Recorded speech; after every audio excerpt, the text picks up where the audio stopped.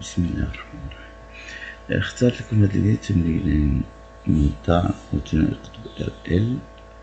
الهدف من التمرينين وكيفاش نتعاملوا مع المنحنى حسب معطيات المنحنيات. التمرين الأول، إذا عندنا دارة RL، هنا المولد ماشي مولد مؤمثل للضغط، هو GBR تعطينا إما طول ثلاثي أو مربعي، يعني مربع مستطيلي أو متناوب جانبي.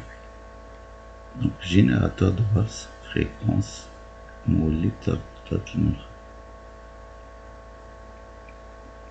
إذا نعاين بواسطة تذبذب توتر UAM بين مربطي الوشعانة حسب معطيات التمرين. المقاومة لا مهمة، لا ريزيستانس دو لا بوبين نيجليجي.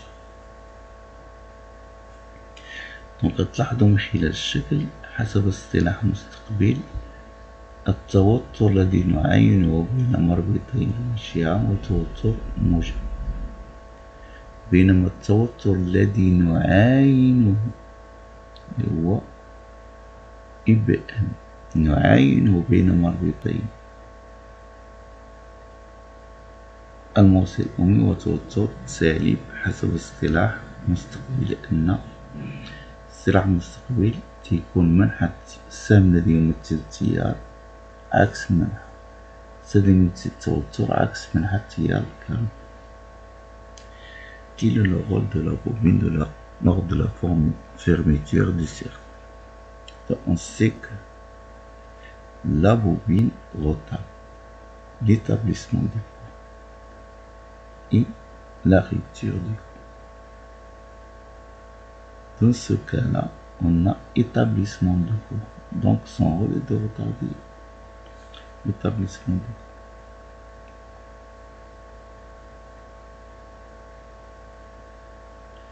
Montrer que les tensions EAM et EBM sont liées par la relation déterminée à partir de l'oscillogramme يعني الأكو les valeurs de EAM. إذا كيفاش نستغلوا هاد المنحنيات إذا وردت من هاد التمرين؟ نمر مباشرة إلى السؤال رقم 1. Le rôle de la bobine lors de la fermeture du circuit est de retarder l'établissement du courant électrique. تأخير إقامة التيار. دور الوشعة في هاد الدارة هادي تأخير إقامة التيار. دوز السؤال رقم 2. حسب الدارة الكهربائية اللي تعطتنا وحسب الربط ديال راسين تذبذب كيما مثلتلكم قبل. إذا في اصطلاح مستقبل IBM سي موان R و I. علاش الموان؟ إن التيار والتوتر عندهم نفس. هنا اصطلاح مستقبل خص يكون المنحنى معتكس، وبالتالي فهاديك IBM هي سالب. مثلا UAM بما أن الوشعة مقاومتها مهملة هي LDS. إذا العلاقة الأولى غتعطينا I بدلالة IBM. نديرو المشتقة ديال I la dérivée de I. Donc moins 1 sur R c'est une constante نزلوها multiplié par la dérivée de IBM. On remplace de l'expression de IAM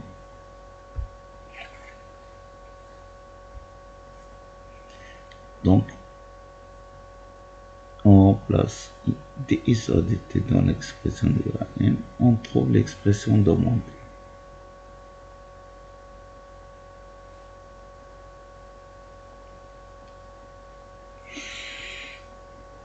هنا كيفاش نقراو هاد المنحنى سي مهم بالنسبة ليا.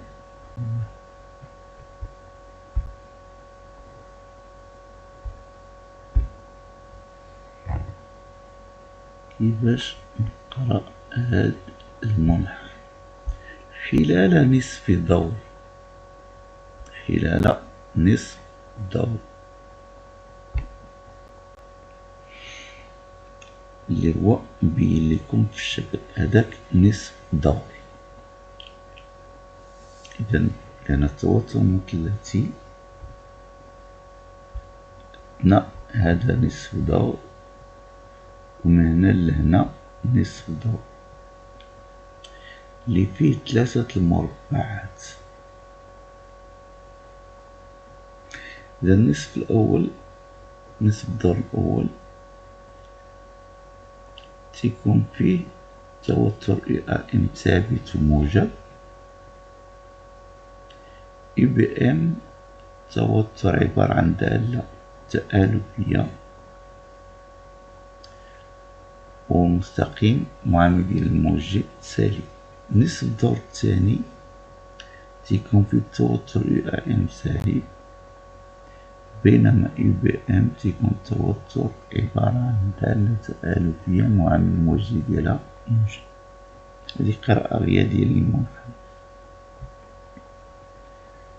إذا بالنسبة للدور الأول هو اللي غنخدمو عليه فقط، تنختار إما عبدل نصف الدور الأول و نصف الدور الثاني، عندكم اختيار.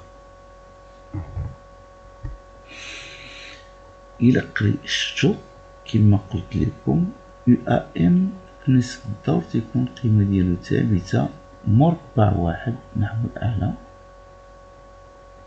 نضربوها في الحساسية الرأسية multiplié par la sensibilité verticale, on trouve la valeur de UAM sur cette demi-période qui est égale à 2 volts. Donc UAM sur l'autre demi-période égale à moins 2 volts. UBM, c'est une fonction affine. La dérivée de UBM par rapport au temps, c'est le coefficient directeur de cette droite. إذا المشتقة ديال UBM هي المعامل الموجه ديال هذاك المستقيم الحامل لهذاك الطرف. إذا المستقيم الموجه تناخدو نقطة من اليمين ونقطة من اليسار.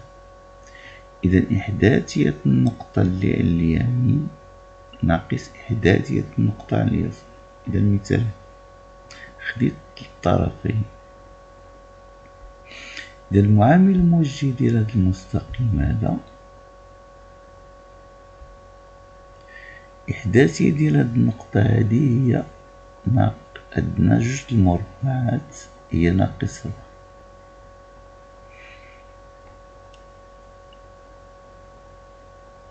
وعندنا إحداثية ديال النقطة الأخرى جوج مربعات فوق محور الزمن، دونك هي 4. دونك ناقص 4 ناقص 4 هي زائد 8. والمدة الزمنية بين هاتين النقطتين عندنا 3 المربعات، تنضربوها في الحساسية الأفقية هي 0.2 وتنحسبو القيمة اللي غتعطينا هادي، وتعطينا القيمة اللي تقريبا ناقص 1.33 أس 4. بطبيعة الحال أنا تعمدت أنني نكتب العدد الكسري ناقص 2 على 13 أس 4. إذا تفادي لبعض الحسابات وبعض التقريبات غنستعملو هو من بعد. إذا حسب على الأقل لقينا السؤال رقم السابق.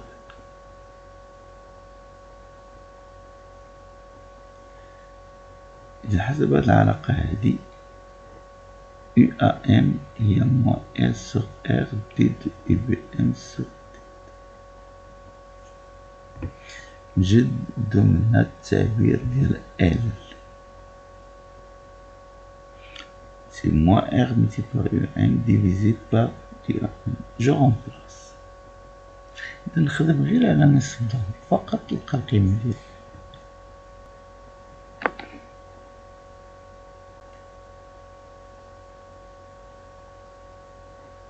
إذا 0.0 هذا التمرين. التمرين الثاني دائما دار RL تعامل مع المنحنيات بصيغة أخرى.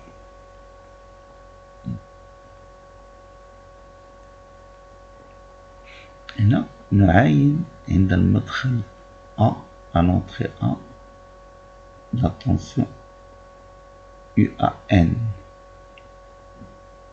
يعني entre l'entrée A et la masse.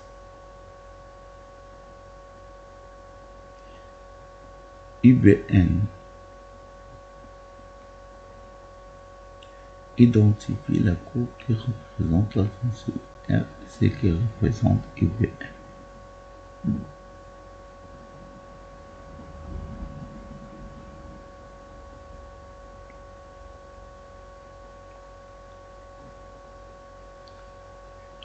Vérifiez que la valeur de la résistance R est conduite ohmique et R égale à 1000.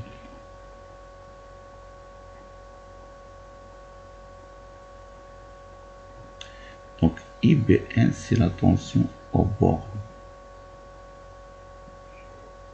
des dipôles RL.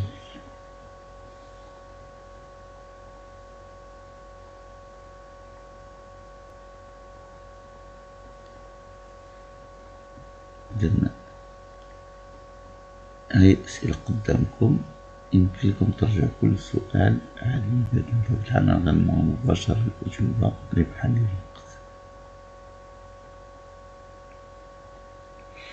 Donc IBN égale à R multiplié par ITT. Donc I égale à IBN sur R.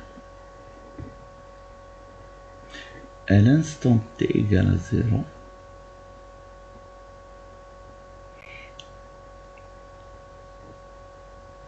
le circuit est ouvert, donc I égale à 0. Donc IBN à l'instant T égale à 0 égale à 0.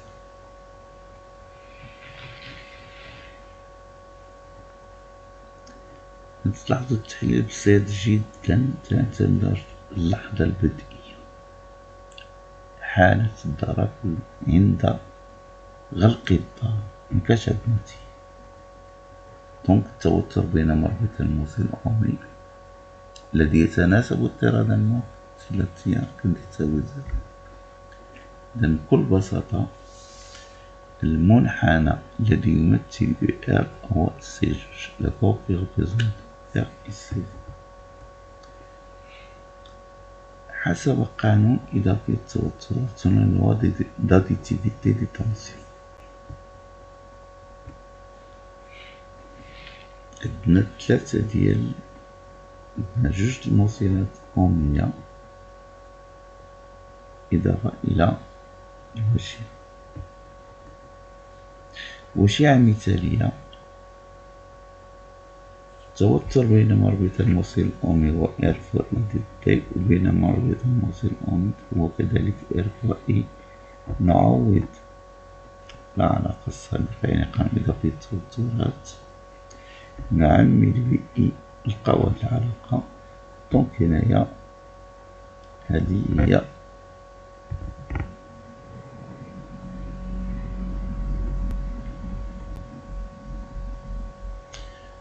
دونك نعمل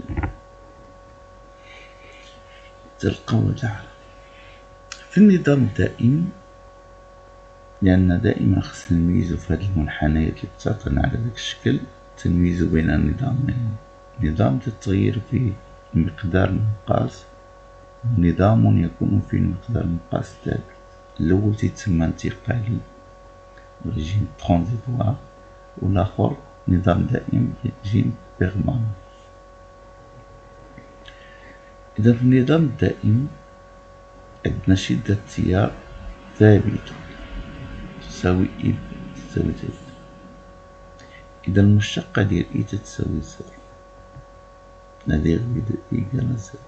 نعوضو هنا في هاد العلاقة ونعوضو إي بي، غتعطينا هاد العلاقة افيك إي تتساوي إي بي إن سور R N. Je remplace UB, UB égale 0,25 ampères, donc UB application numérique, on trouve la valeur de R qui est égale à 8 ohms. التأكد من حل المعادلة التفاضل vérification de l'équation différentielle. D'après la question 1, on a trouvé c'est l'équation différentielle qui est l'équation différentielle régissant l'établissement du courant électrique dans le circuit. إذن باش يكون هذا حل للمعادلة التفاضلية، إذا اون ديفلوب، إذا خصنا نعوضو في المعادلة التفاضلية. On remplace dans l'équation différentielle. Dans ce cas-là, on remplace I de T. I sur dt. D est A multiplié par 1 sur T, l'exponentielle moins T sur T.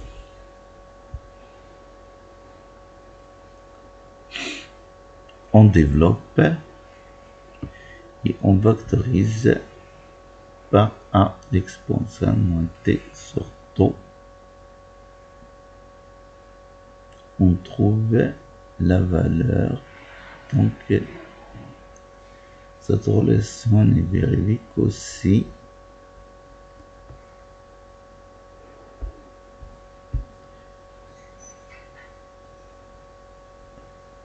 moins R plus L 1 sur T égale à 0. Donc conduit à T égale à L sur R plus R. Et E moins R plus R égale à, donc multiplié par A égale à 0, donc A égale à E sur R plus R. Donc في هذه الحالة كنعطينا قيمة ديال تحديد مبيانيا طو. شكون هي طو؟ est l'abscisse des points d'intersection de la tangente à la coordonnée t égale 0 et de l'asymptote horizontale de la courbe. إذن هي مفصول نقطة تقاطع مقارب أفقي للمنحنى، والمماس للمنحنى لحظة t تساوي 0. دوك مبيانين 3 ملي سكند. حساب L. عندنا طو إيكال اس sur R، donc L إيكال R plus R fois طو، donc هادشي علاقات رياضية منقوش عليها. عندنا القيمة ديال R plus R طو إلى غير ذلك، donc L سي. بالنسبة للطاقة المخزونة في الواشلة، donc هاد العلاقة ستكون محفوظة، ديال 1 demi L multiplié par I au carré en remplace. Donc à l'instant t égale à T sur 2, T égale à 3 millisecondes, donc T sur 2 c'est 1,5 millisecondes. La courbe indique R égale à 4 volts. Donc I qui est égal à IB1 sur E égale à 0,1 ampère. Application numérique 7,10-4 joules.